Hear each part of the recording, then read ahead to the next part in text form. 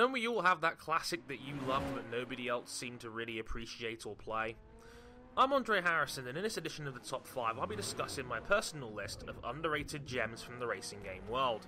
Now bear in mind I was born in 1992, so we're looking at PS1 and N64 games onwards, and remember, this is just my opinion. Perspective for underrated is a wide and unpredictable animal, so just bear that in mind.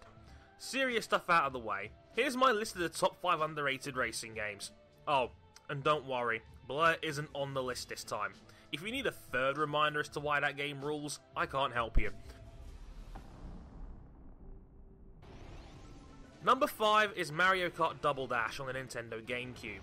Now, I kind of alluded to this in last week's video, my top 5 kart racers, and I feel like Double Dash is sort of the forgotten child given the more high-profile games in this series like Mario Kart 8 and DS, as well as the more nostalgic releases like the original and MK64.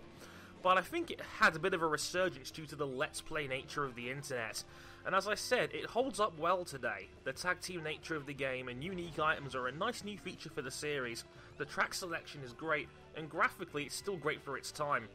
Like I said, it still has the whiff of the forbidden child about it, but Double Dash is still an excellent, underappreciated racer. Number 4 is Pure, another game I mentioned earlier in the series, but Pure is criminally underlooked as a brilliant racing game. Disney's BlackRock Studios had a tough time standing out in a saturated 360 market, but Pure is just brilliant from top to bottom. Solid graphics, challenging gameplay that never got to the point of frustrating, a deep level of customization with dramatic variance, performance, and a solid variety of challenges to keep you entertained. In fact, you could argue the game was purely a classic. I'll get my coat.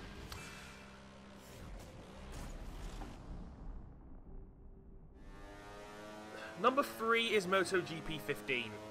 Yep, I'm talking about a current gen game that came out less than a year ago. Amazing that. But yeah, MotoGP 15 kinda went under the radar with lack of promotion and F1 2015 being released just a couple of weeks later. But Milestone's latest two-wheel franchise headliner is a genuinely brilliant racer. The Handlin model is my all-time favourite for a biking sim. The level of depth in the roster is superb with some great 2-stroke and 4-stroke DLC from yesteryear, as well as the biggest division of legends ever. And even the Red Bull rookies are now chucked in there too, with even more challenges such as beat the time, and getting to repeat or rewrite history in the real events. It's a shame it'll be quickly passed over when Valentino Rossi the Ego Booster comes out in the spring later this year, but I wanted to give it some credit for being a superb game in its own right. A downside to the yearly nature of races based on real sports.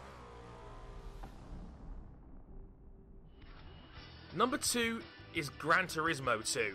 Now, I know what you're thinking, how can a Gran Turismo game, arguably the most famous racing franchise of them all, possibly class as underrated? Well, it's similar to what I said for Double Dash in the context of a series that has 3 or 4 legit contenders for an all-time top 5. Yeah, I know, we need to get around to that one soon. Gran Turismo 2 is another case of the forgotten child because I loved GT2 as a kid.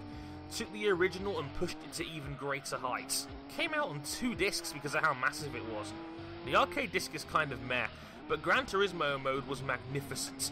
More tracks than ever before, more cars, I loved the racing upgrade feature that was brought back to GT5, and I racked up hour after hour of upgrading road cars and destroying the AI on the track. Just amazing stuff, and a game that holds up against nearly any other game in the series history and one of the best PlayStation 1 races ever made. Speaking of which, my number 1 is Rollcage Stage 2 on the PlayStation. Now I have to admit, I'm biased as hell. This game devoured my childhood. I racked up hundreds of hours of this brilliant game from attention to detail back in 2000. Rollcage was basically F-Zero with wheels. A ridiculous fast-paced racing game with cars that can run on any surface level, was packed full of weapons, had a fantastic puzzle mode in Scramble that was genuinely extremely challenging. The soundtrack was superb, and I never stopped playing until I threw my PS1 out 7 years later. If you're a retro PS1 owner or a guy who likes classic PC games, absolutely dig out Rollcage Stage 2. I promise you, it won't disappoint. Oh, and just before I go, check out Grip, the spiritual successor to the series that's on Steam's Early Access. You will love it. So, anyone else got another racing game you loved but often goes under the radar? Let me know in the comments, and until next week, I've been Andre Harrison, and thanks for watching.